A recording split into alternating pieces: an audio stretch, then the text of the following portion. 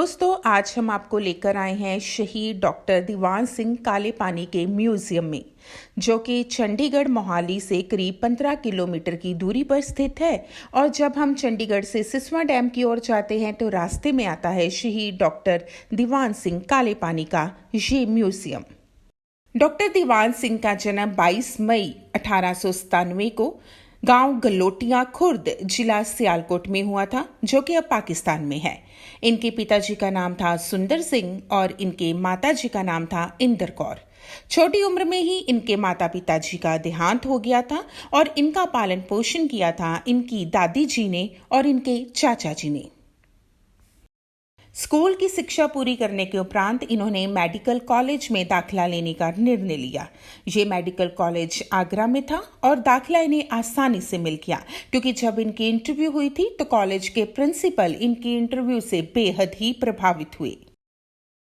23 मार्च 1942 को जापान ने अंडमान टापुओं पर कब्जा कर लिया। जापानियों के साथ संपर्क स्थापित करने के लिए भारतीयों ने डॉक्टर दीवान सिंह को अपना प्रतिनिधि चुना। दीवान सिंह को चीफ मेडिकल अफसर नियुक्त किया गया। उन्होंने अंडमान में इंडियन इंडिपेंडेंस लीग की स्थापना की, आजाद हिंद फौज शुरू की और इसके साथ ही उन्होंने सेवा समिति भी बनाई, यानी कि उन्होंने लोगों की सेवा में अपना जीवन लगा दिया। जापानी लोगों पर जुल्म करते थे तो दीवान सिंह उनका डटकर विरोध करते थे।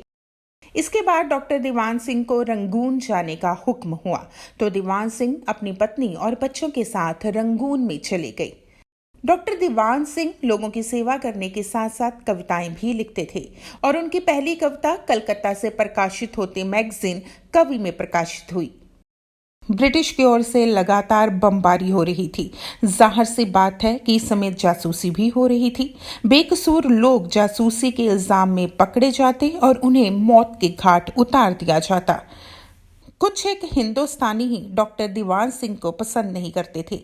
उन्होंने जापानियों के कान भरने शुरू कर दिए कि डॉक्टर दीवान सिंह अंग्रेजों के जासूस हैं। 23 अक्टूबर 1943 को डॉक्टर दीवान सिंह को कैद कर लिया गया और उन पर अमानवीय तशद्दुद की गई। लगातार 83 दिन डॉक्टर दीवान सिंह अमानवीय तशद्दुद को बर्दाश्त करते गए और आखिरकार 14 जनवरी 1944 को उन्होंने शहादत प्राप्त की। आप ये जो चिट्ठी देख रहे हैं, ये चिट्ठी लिखी थी मोहन सिंह ने दीवान सिंह को। ये चिट्ठी भी आपको इस म्यूजियम में देखने को मिलेगी। इस म्यूजियम में एक कोठरी भी बनाई गई है। ठीक ऐसी ही कोठरी में डॉक्टर दीवान सिंह को कैदी बनाकर रखा गया था। इस कोठरी की लंबाई 14 फुट, चौड़ाई 7 फुट और ऊंचाई 10 फुट है। जेल में डॉक्टर दीवान सिंह को जो अमानवीय तसीहे दिए गए, उनकी उदाहरण इतिहास में कम ही मिलती है। उनके बालों को छत से बांधकर लटका दिया जाता था और उन्हें मारा पीटा जाता था। कई बार उल्टा लटकाकर उनके हाथ पैर बांधकर उन्हें मारा जाता था और उनके शरीर के अंगों को जला दिया जाता था। यहाँ तक कि हाथ पैरों के नाखूनों में सुइयां चुभाई जाती थी, बिजली के झटके दिए जाते थे और आखिर में उनकी आंखें भी निकाल दी गई थी। उनके साथ जो जुल्म किए गए, उन्हें शब्दों में बयान करना मुश्किल ही नहीं, नामुमकिन है।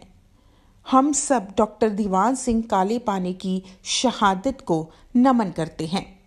अगर आप भी कभी सिसवा डैम की ओर आएं तो दीवान सिंह काले पानी के म्यूजियम को जरूर देखें और अपने बच्चों को भी साथ लेकर आएं, क्योंकि शहीद डॉक्टर दीवान सिंह काले पानी एक ऐसी शख्सियत थे जिन्होंने लोगों की भलाई के लिए अपने आप को शहीद कर दिया।